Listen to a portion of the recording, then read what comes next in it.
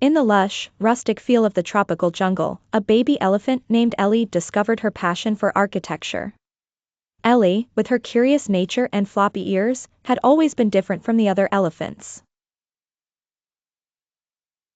While they preferred splashing in the river or embarking on long, slow journeys, Ellie looked at her surroundings with wonder and inquisitiveness.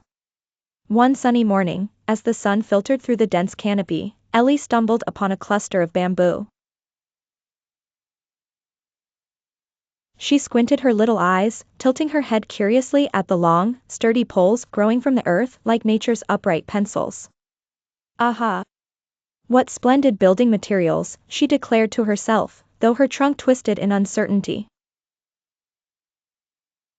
She tried pushing one of the bamboo stalks with her stumpy yet strong legs, and to her delight, it bent under her weight but didn't break. It was like her trunk, flexible yet firm. This discovery motivated her further. Having seen her parents build mud huts for nap time in the past, Ellie set on a mission to build her very own miniature house, a labor of love crafted with the greenest bamboo in the jungle. Now, as much as her heart was set on the task, her planning skills were quite, well, young. Ellie began stacking the bamboo every which way, causing more of a pile than a structure. Still, undeterred, she recruited some of her fellow young jungle animals, Curly the mischievous monkey, Pippi the slightly neurotic parrot, and Tiki the overly enthusiastic tortoise, to help with her architectural wonder. Curly provided the muscle, balancing on branches to tie the bamboo together with vines plucked from the highest trees.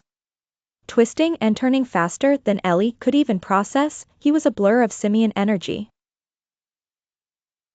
Pippi added color commentary. You call that a straight line? It's more abstract art, while using his beak to arrange leaves for roofing. Tiki, moving at a pace that could only be described as glacial, gave on the ground moral support. Take your time, or well, as much time as you need, he yawned, confirming his lack of urgency. The neighbors, an ostrich, some aardvarks, and a family of chattering squirrels, watched the construction with bemusement. The ostrich, flapping its wings in bewilderment, asked anyone who'd listen, do they know this is the jungle, not the city? Slowly but surely, the house took shape. Bamboo poles rose straight from the ground, held firm by vines and nervous pecking. It looked odd to be sure, somewhat like an umbrella made by someone who had never seen rain. But Ellie was proud.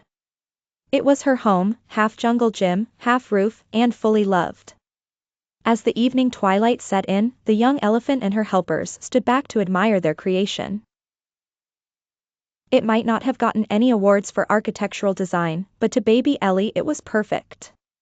Settling down in her new enclave, she curled her trunk happily around her bamboo handiwork.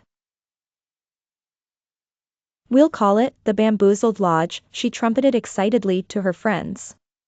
Under the old banyan tree, where the jungle parade was at rest, Ellie felt snug and home, knowing she had turned a whim and some sticks into a tiny wonder of the wild.